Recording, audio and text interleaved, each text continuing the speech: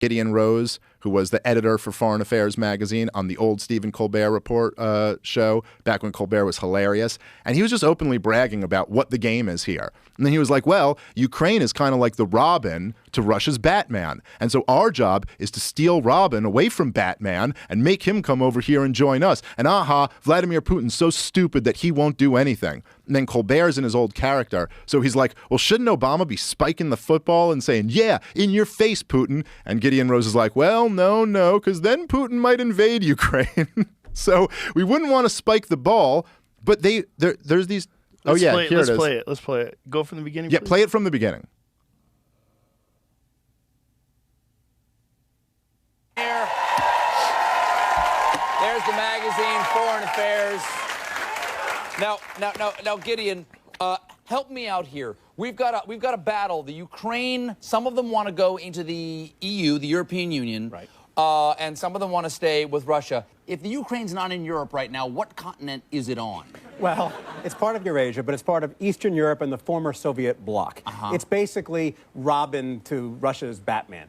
And the challenge here is to try to attract it to the West, to get it to flip sides. So the rebels in the streets, what are they fighting for? They're fighting for a better future. Countries have a development. That sounds like a political speech. No, but it's actually true. Countries have to develop over time. And Ukraine, basically, after the end of the Soviet Union, faced two tracks. It could stay a sort of stagnant, corrupt, authoritarian country tied to Russia, or it could essentially join the West. It could modernize, liberalize, become a democracy. At the last minute, when it looked like it was going to trade up from its sort of abusive relationship with its boyfriend from the hood to a nice yuppie. You're not loading these choices in any way whatsoever.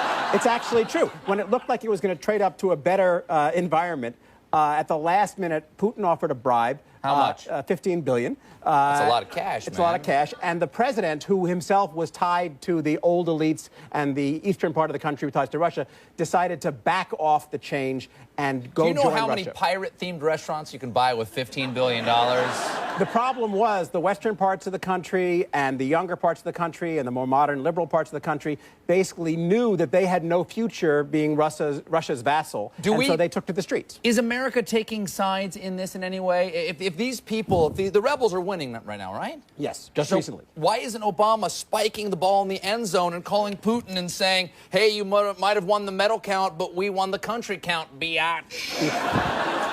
It's actually a very good question, and the answer is that we don't want Russia to intervene and kick over the table like a game of Risk and take Ukraine back. And so would they do that? Could he send in troops? Yes, he could. So we are choosing... Does Ukraine have any troops of their own? Would they fight back? Yes, but we don't want this to escalate, and we don't want Russia to crack down. So we want to basically distract Russia. Oh, look, you have the highest medal count. Oh, you did really well.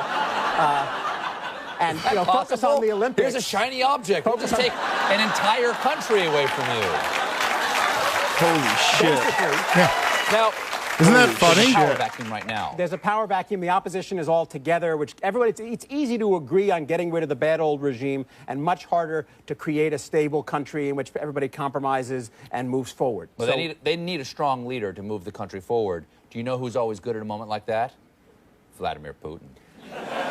Do you think he might volunteer to come in and help Ukraine? The reason we don't want Putin to get involved in this, and so we want to try and involve him in this decision so that he allows Ukraine to go. We actually want a non-exclusive relationship with Ukraine. You can have a relationship with it too. You're the only one making this into a girlfriend-boyfriend relationship.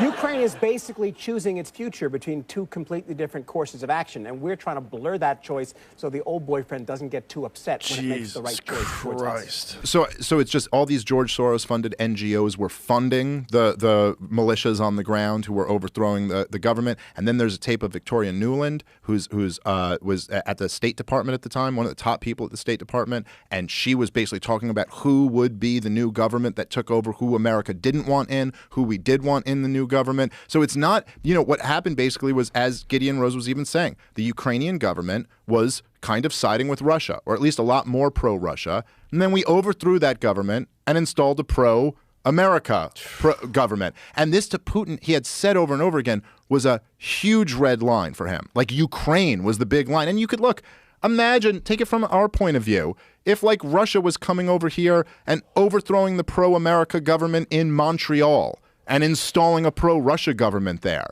Right. And, you know, like this would be seen as, would you call that an unprovoked attack?